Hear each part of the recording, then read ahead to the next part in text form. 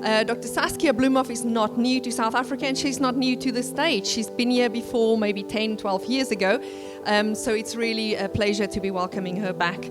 Born in the Netherlands, she has dedicated her career to the field of animal science, and she started out with a passion in dairy farming, and we're going to delve into her impressive journey. Dr. Bloemhof earned her Bachelor of Science in Animal Science in the year 2000, followed by a master's degree in animal science with a specialization in animal breeding and genetics from the Wageningen University in 2005. Her academic pursuits laid the foundation for her remarkable career. In 2007, she joined Topics as a geneticist. Further, Dr. Bloemhof pursued a PhD at the Animal Breeding and Genomics Center in the Netherlands while continuing her work as a geneticist. Her dedication paid off, and she completed her PhD at the University of Georgia in 2013. In the same year, she took on the role of Genetic Services Manager in Latin America for PIC.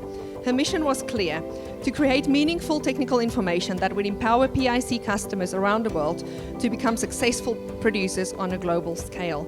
And we definitely benefited from this part of her role. All the marketing materials and technical support materials that you have received in South Africa over many years has been the work of her hand. In 2017, Dr. Bloemhof became the PIC's first technical communications manager. Her ability to distill complex genetic concepts into accessible information proved invaluable to the company and its clients, such as PIC South Africa. Fast forward to 2021, and Dr. Bloemhof returned to the Genetic Services team. Currently, she serves as the Genetic Services Director for North and Latin America. Her team plays a crucial role in disseminating genetic improvements from elite PIC farms to PIC customers.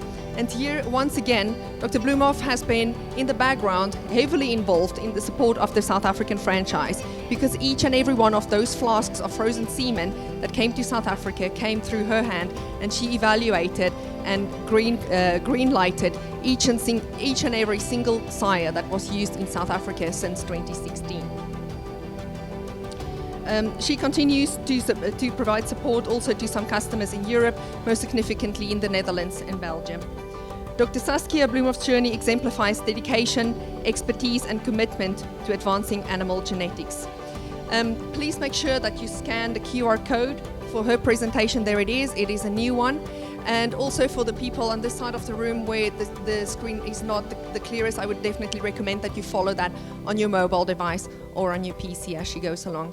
Please join me in welcoming Dr. Saskia Bloemhof to the stage.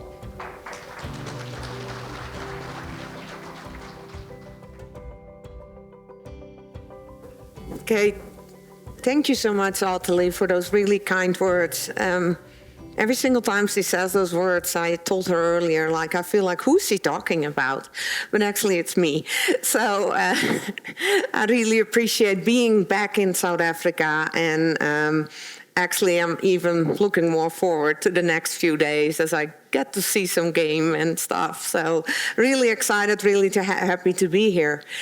So the title of my presentation is, and I'm going to go down the stairs so I can actually see what I'm talking about. I could go there, but I'm going to talk about modern approach to genetic improvement. And honestly, the genetic improvement in itself hasn't changed much. And I'm going to tell you a little story about what happened here earlier this week. I've never got a warmer welcome than here in South Africa. So my flight was a little bit early, and so I'm just like, okay, I'll just wait here in Cape Town. Well, here comes Jacques, who is supposed to pick me up. And first of all, he walks straight by me. Then he walks back, and he goes, Saskia. I said, yeah. And the first thing he says, I thought you were taller. And I was like, we're off to a great start. But, I was like, if you would have known my parents, we are maybe the outliers in the Dutch population, but they're short, and I'm actually a little taller than them. So, the basic of genetics, same with pigs, it's still the same. Only the way we can now predict and make more accurate selection decisions, that is what the technology has brought us. I am going to stand here so I can look at the computer. So the first thing, what we have done from a PIC side of things, we are now 62 years old. We were founded by farmers in the UK, and their focus has been at any given time, as Marie said so well as well, is to make our customers the most successful producers in the world. So first I want to pop your bubble. There is no perfect pig. There is a really good pig, but the perfect pig doesn't exist. There will be always something, right? But we strive to get to that perfect pig at any given time. However, in order to deliver you a pig that brings you value and makes you the most successful pig producers, we cannot solely focus on one trait. We focus on, it starts very simple with a number of piglets and, the quality of the piglets. But at the end of the day, we want to have a piece of pork that our consumers will like and will happily consume. So every step in between is what we try to focus on if the traits are heritable, of course. So how do we do that? Well, we have sort of 4 categories of data, and some of this you might have heard before. But our first step is, we have our elite farms, or you might say, what's an elite farm? Well, honestly, in the past, we would have called it a nucleus farm. So it's the top of the pyramid. It's where we generate our genetic improvement. In those farms, we collect a lot of precise data. So we collect, for instance, every single piglet gets weighed at birth. We measure ultrasound for back fat, loin depth, intramuscular fat. On our 337, this is also part of our health project for our employees. We make those pigs run like 100 meters or a little less. Then at the end, we take a little blood sample to measure lactate levels in their blood. Because what we have found is that animals that are more stressed out after that run are more likely to die on the truck to the slaughter plant than animals that have lower levels. So, you can see there is a lot of detailed stuff going on, as well as some of our camera technology. And I'll go a little bit in deeper there, but we use camera technology to score feet and legs. Then the second set of data we have is multiplication. And multiplication data comes from all around the globe. And that is really the power of big data and the power of big populations. And I always use this example, and maybe how many of you are into football? The true football, not like soccer. For the Americans, they call it soccer. We would call it football. I always use the example, I'm from the Netherlands. We have 16 million people. I think we play, Jurgen and I disagree on this, but that's okay. He's from Germany. So we play fairly well soccer. But we have never been world champion. In '88, we were European champion. I do want to emphasize that. And the European Championship start tomorrow. But let's now talk Brazil. They have been 5 times world champion. Very recently, they aren't that good, so they need to do something. But they have a population of 220 million people. So if you want to find an extreme in a population of 16 million or 220 million, you'll find more extreme performance in the 220 million people. Or you have Messi, Jurgen. It's that's just lucky. So anyway, you can see that if you have larger populations, you can find more extreme animals and you can select better animals. So population size is really important, and that is why our multiplication data from across the globe is so important, because it all contributes to the power of selection. Then the third data source is our terminal gene crossbred program. And I think the team here has talked with you about that many, many times. The terminal gene crossbred program is the program where we before we use any terminal boar back in our nucleus farms, we first use it on commercial farms to see how they perform under real-world circumstances. The other thing we have now as well, and I'll go into depth a bit more, is a maternal GN crossbred program in which we now run our maternal boars also through real-world circumstances to collect longevity data. So to give you an idea, this is an example of the size of our maternal populations across the globe. And this is what is alive at any given time. So we have 5 maternal lines, 2 large whites, 2 land races, and 1 white Duroc.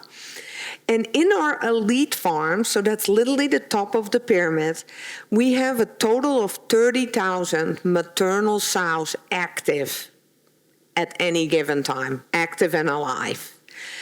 Across the globe then, if you look at our large white or line 3, we have like over 500,000 sows active at any given time. Imagine how many sows, how many commercial sows these sows influence. And we did some fun search in our database, and in the last year, we had over 250 litters that had 30 plus born alive. I don't know if that's good or bad, as long as she weans it herself. But that's just amazing. Those sows are out there. And then we had over 845 animals that had 20 plus teats. And I think, and I need to step down so I can point it out, probably all of you have been counting. Yes. That's what we all do. So this sow has like 11 teats on one side and 11 on the other. And you probably know that the Dutch can be a little bit like, sorry for the word smartasses. I had a customer that was like, well, Saskia, that's great, but you photoshopped that picture. And I was like, I must have done a really bad job photoshopping, because this, I don't know, you can this is not, oh, here. This teat here, I would have moved it here if I was photoshopping. So that's just your proof. It's real. Those sows are there. And to continue on that, if you look at our population in our line 2 and line 3 in our nucleus farms, in 2018, 65% of our animals had 16 teats or more.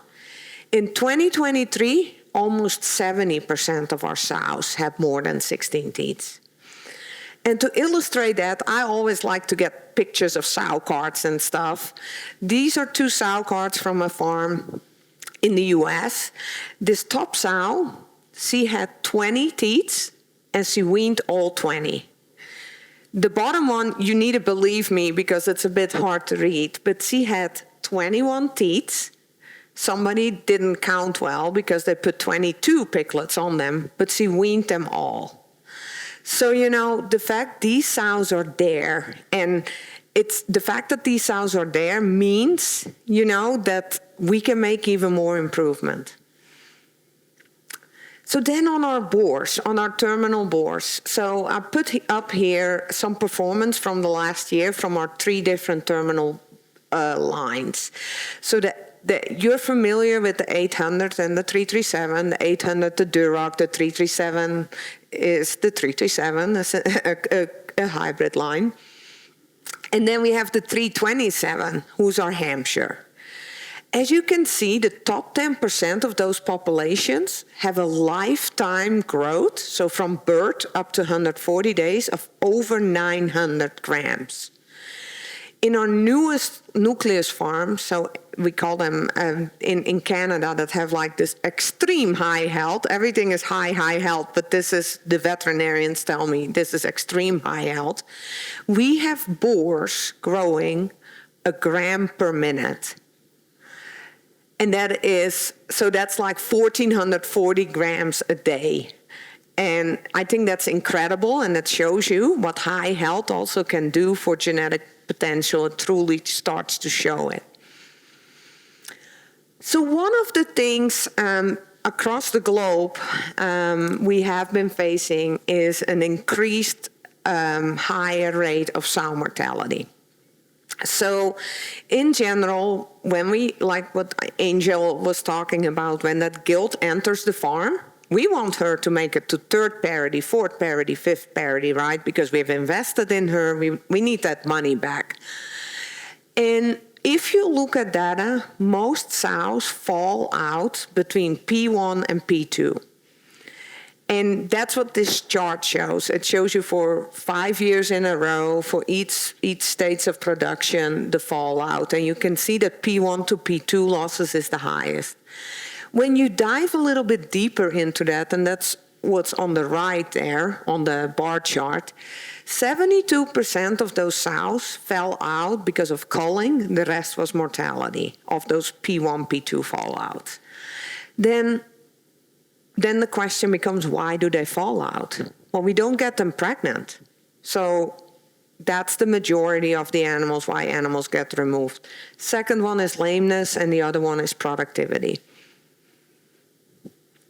So in order to select for sow mortality, we had to do something different. We have been selecting on feed and lax for years and years and years.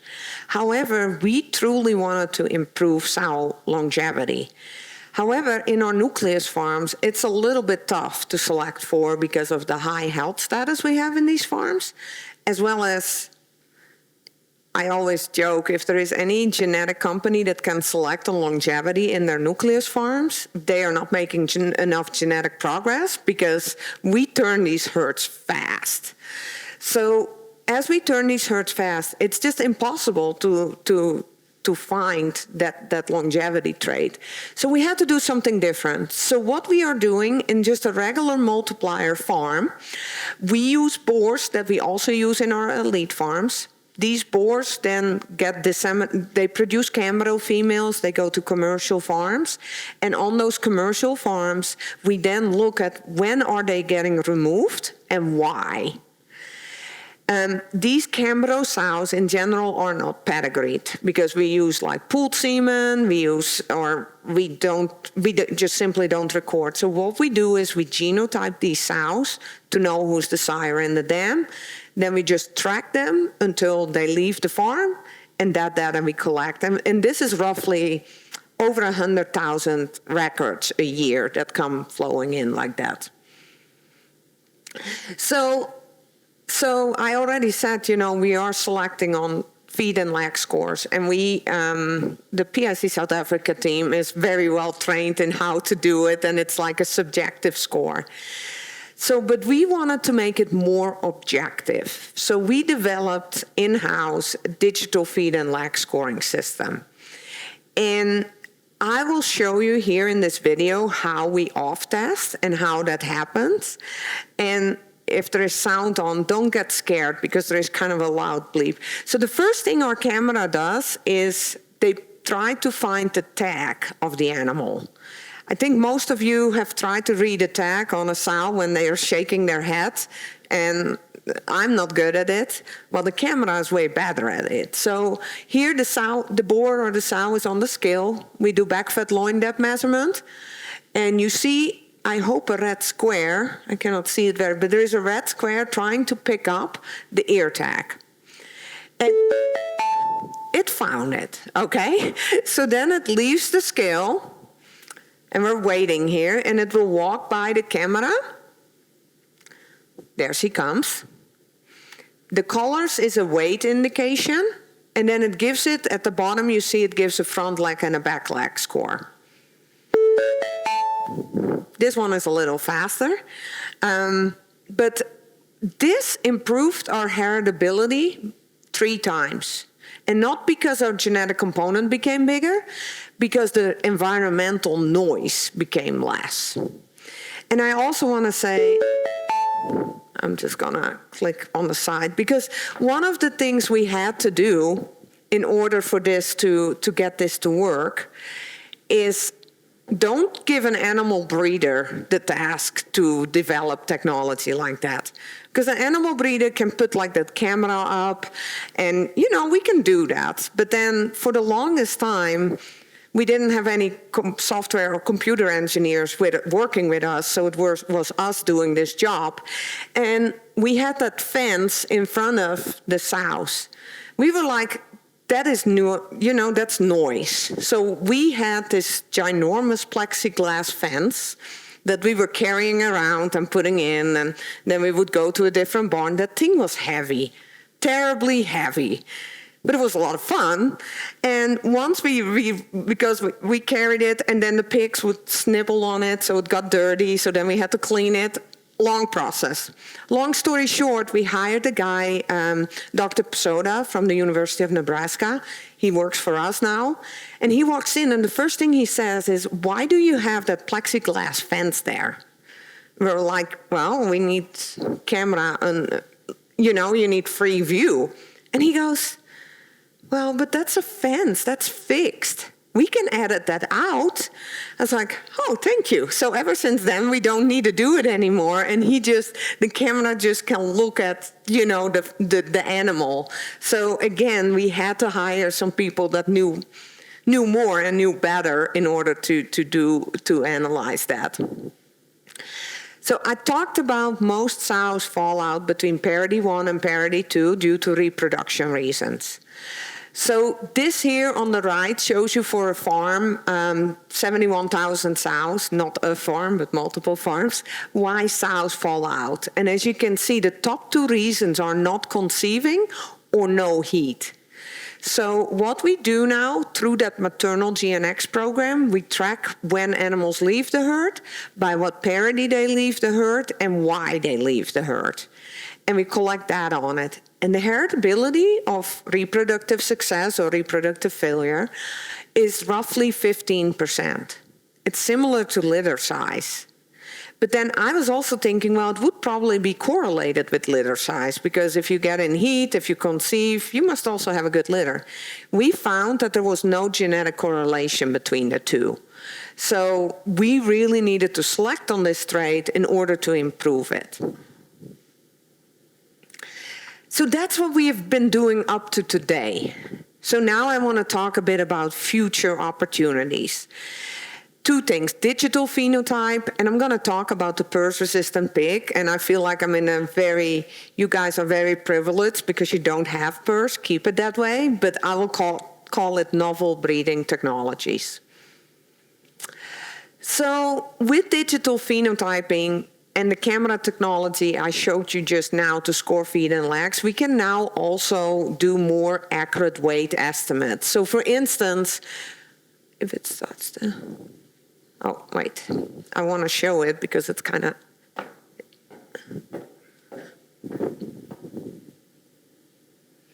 Okay, so what you see here is we can, by using the camera and using the software, we can sort of look at the animal from all angles. And we can get a better estimate in terms of weight, the conformation of the animal, but also their feet and legs. So, so we're looking at how can we make those measurements more precise, in essence. So then the other thing, we...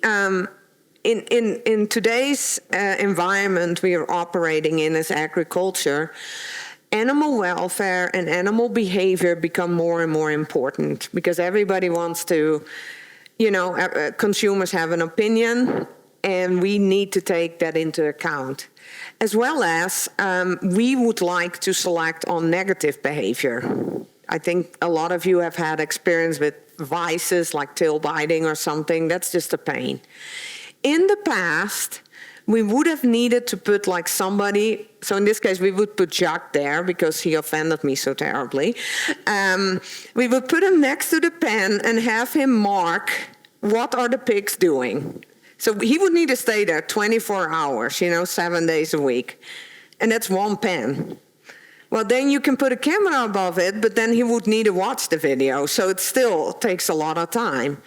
So our idea was, if we can use video to see who is who and what they're doing, that's what we want to use.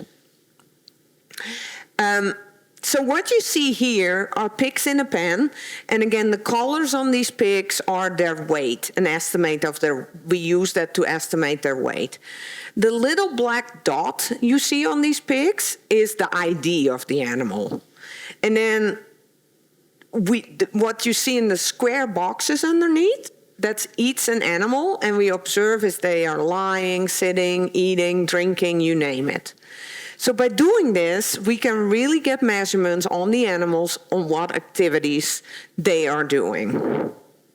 So last year, we had a very smart lady, her name is Mary Kate, as an intern at our company. And rather than have her watch videos, we had her analyze the data that came out of the videos. So for 70 days, we recorded 12 pens on our maternal lines. And the first thing we noted, whenever you get this software and stuff, you get a lot of data, but you also get a lot of wrong data. For instance, here on the left is the daily distance per minute that a pig walks, okay? Well, you see it's fairly, here you have a peak, so most animals do this, but here we have the pig called Usain Bolt. He walks 600 meters in 3 minutes. Well, that's impossible. So we had to edit the data in order to get that out. So after editing, look here on the right, you see a perfectly normal distribution. So the software, what I want to say, it's not always right. You still need to have somebody smart analyzing it. So what we did in this, we wanted to look if this behavior is heritable. So we collected data on eating time, drinking time, lying time, sitting time, standing, and how far they walk. On average, a pig walks 870 meters per day in the pen we have. They are eating for an hour, almost an hour, and they only drink for 7 minutes. And I thought initially 7 minutes, that's very short, but then when you talk with Arlene to finish and technical guys, they're like, the water flow is so fast. That's still quite a bit of water.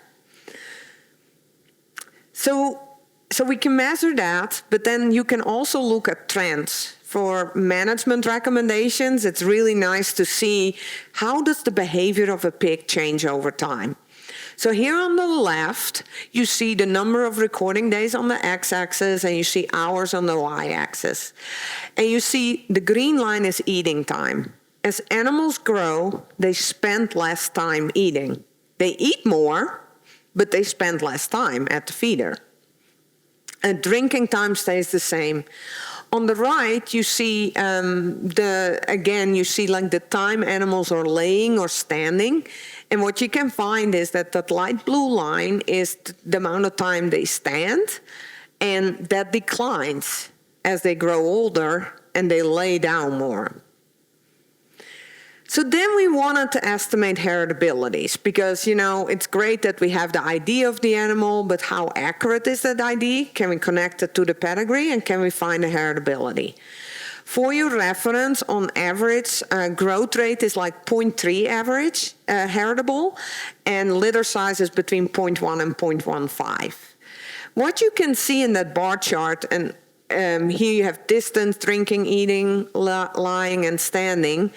All these traits are highly heritable. The lowest heritable trait in this case was lateral lying.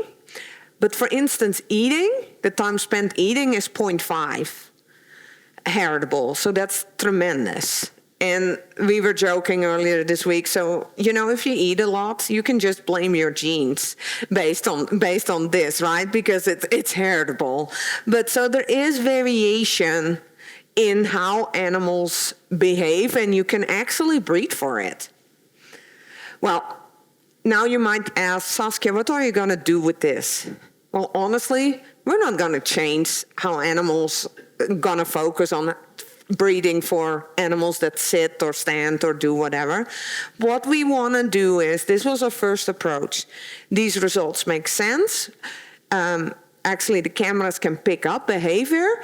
And then the next step is we want to look at pig interaction. So tail biting, vices, fighting, all that kind of stuff. Because we need this kind of data for it. So we work together with several universities to work on that. So then the next stage is what I want to talk about is novel breeding technologies. This is a map of the world, and you are in blue because you're a pig-producing country without PRRS. So as you can see, across the globe, you are in a very privileged position, and keep it that way, please. So everywhere in most pork production countries, PRRS is endemic. And fortunately, you probably only know what you read in newsletters, but the impact of PRRS is tremendous. Like per day, the cost to the US industry is almost $2 million per day, each day. But more importantly, almost, well, money is really important, right, Pete? But it's also your staff morale is important too. So one of the things, also that we find in a lot of studies, it really demotivates staff. If they need to go into the barn and collect dead piglets, I mean, who wants to do that for a living, right? So it really is the component of animal welfare, labor, cost that makes this a very difficult disease to handle. If you look at any given time in the US, more than 60% of the sow herds is PRRS positive. And that some are stable, some are active outbreaks, but overall that's the situation. We have wanted to select on PRRS resistance for years and years, but the traditional methods don't work. So we worked together with the University of Missouri using CRISPR-Cas9 technology to come up with a gene edit that allows us to create a PRRS-resistant pig. So this is here the idea of how it works. So here on the left, you see normally when the PRRS virus enters the body, and I'm going to put a disclaimer in, I'm not a veterinarian, okay? So don't hold it against me if I explain this too easy. But what it does is the PRRS virus, when it enters the body, it binds to the CD163 protein. And and once it binds, it comes like it unwraps and it allows it to spread in the body. What we are doing with our gene edit is removing the binding site of the PRRS virus. You do a cut, the DNA blends back together, and then, as you can see here on the other side, once the PRRS virus now enters the body in the gene edit the pig, the animal doesn't get sick. So, and the good thing about it is, it's heritable. It inherits over generations. So you only have to do it once and then it inherits. The bad news is, it's recessive. And if you go back to high school days, that means that both your sire and your dam need to have the recessive trait. And I said jokingly yesterday, maybe I'm Dutch, so maybe my parents have like the recessive trait for not being tall, being short. So, but anyway, that makes it difficult from an implementation standpoint later on. This gene edit, we identified this in 2015, so almost 9 years ago. Since then, we have done a lot of research and a lot of publications on this technology. We're seeking FDA approval, because in the US, FDA regulates this. But in order for FDA approval you have to follow several different steps. So one of the things veterinarians ask me all the time is, the PRRS virus is really smart. It mutates, the strains change. Does that edit work for all the strains? So we have tested it on the strains that sort of are having 98% of the strains in the US. So we tested it on those. That are 7 strains. On the left bar, you see edited pigs versus non-edited pigs. Green means not infected. Red means they got infected. So as you can see, all these animals are resistant for PRRS, no matter what birth strain it is. Then people are like, you know, what are you doing? Are these still normal pigs? You know, we don't want pigs with 5 legs and stuff like that, and you want it to be stable. As you can see here, again, we tested it for birth weight, teeth count, weight, growth, gestation length. All these animals are performing similar to non-edited animals. So in other words, these pigs are pigs. Meat quality and meat composition, no difference between the two groups. So again, you know, it is no difference. We're seeking FDA approval for this. There are 2 different ways countries can approve this or regulate this. Some countries say, we determine this is not a GMO, it's a normal pig, so you can just commercialize it. The US is different. The gene edit needs to go through FDA approval. But currently, both Colombia and Brazil have determined that this is a pig, a conventional pig, and we can go and market it. Brazil has done the same thing, and we expect next year, we anticipate FDA approval in 2025. Same with Canada, Japan. Mexico is a wild card, but what we want to do is, before we commercialize in the US, we want to make sure that this is approved and allowed in any countries that receive meat out of the US, because we don't want to harm the US export position on pork, which is really, really important to us. Also, therefore, approval is not commercialization, because we need to work on acceptance, have packers on board, and we do a lot of consumer research as well at the same time. I'm showing this to you, even though you don't have PRRS, but to show you, you know, these are technologies we're working on, and there will be some others in the pipeline here in terms of development. So then, just to sort of wrap up, I talked about what we've done until now, what some of our future opportunities are. Then how does it come to you here in South Africa?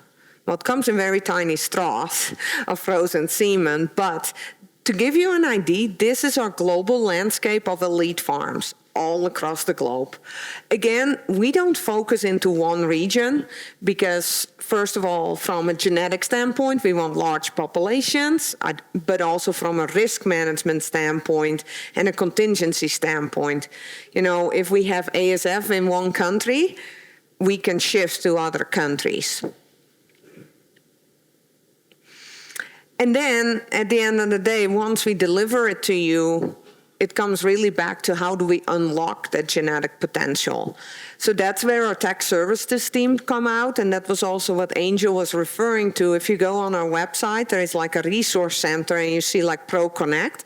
That is where all our different technical resources are housed. So from wean to finish to nutrition to meat quality to sustainability, et cetera, et cetera.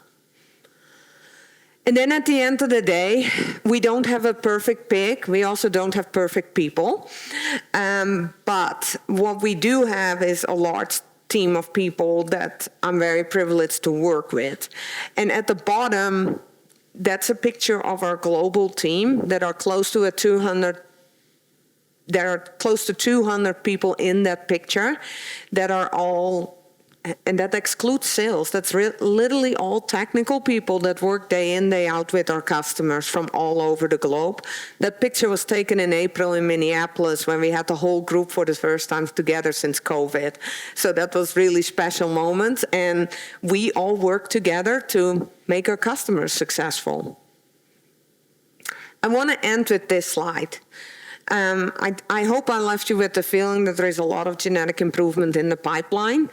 And I do believe that the best way to predict the future is to create it.